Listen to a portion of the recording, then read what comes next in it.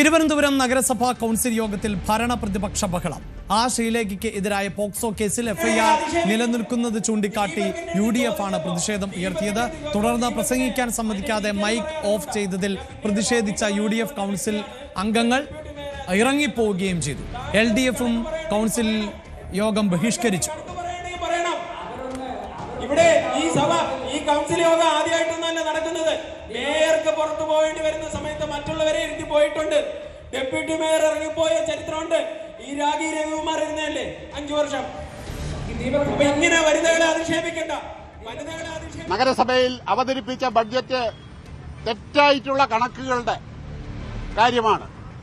LDFന്റെ സഭാ നേതാവായിട്ടുള്ള സഖാവ് SP ദീപക് ഈ കാര്യങ്ങളെ സംബന്ധിച്ച് അവസാനം സംസാരിച്ചുകൊണ്ടിരിക്കുന്ന അവസരത്തിൽ തന്നെ തെറ്റായിട്ടുള്ള വിവരങ്ങൾ അവതരിപ്പിച്ചുകൊണ്ട് സംസാരത്തെ തന്നെ തടസ്സപ്പെടുത്തുന്ന രൂപത്തിലുള്ള പ്രവർത്തനമാണ് അവരുടെ ഭാഗത്തു നിന്നുണ്ടായിട്ടുള്ളത്.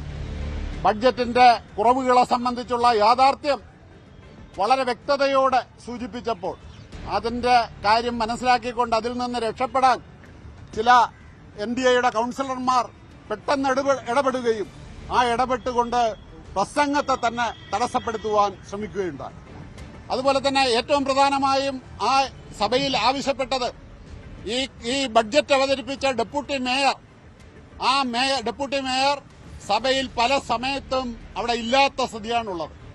ഇന്നലെ ആയാലും ഇന്നായിരുന്നാലും ഇതിനെല്ലാം തന്നെ മറുപടി വളരെ വ്യക്തതയോടെ പറയേണ്ട ഡെപ്യൂട്ടി മേയർ സഭയിലില്ല. സഭയിലില്ലാത്ത കാര്യത്തെ ചോദ്യം ചെയ്തപ്പോഴാണ് വലിയ ബഹളവും നേരിടലിന്റെ രൂപത്തിലുള്ള ജനാധിപത്യ അട്ടിമറിക്കുന്ന രൂപത്തിലുള്ള പ്രവർത്തനത്തിലേക്ക് അവർ മുന്നോട്ട് വന്നത്.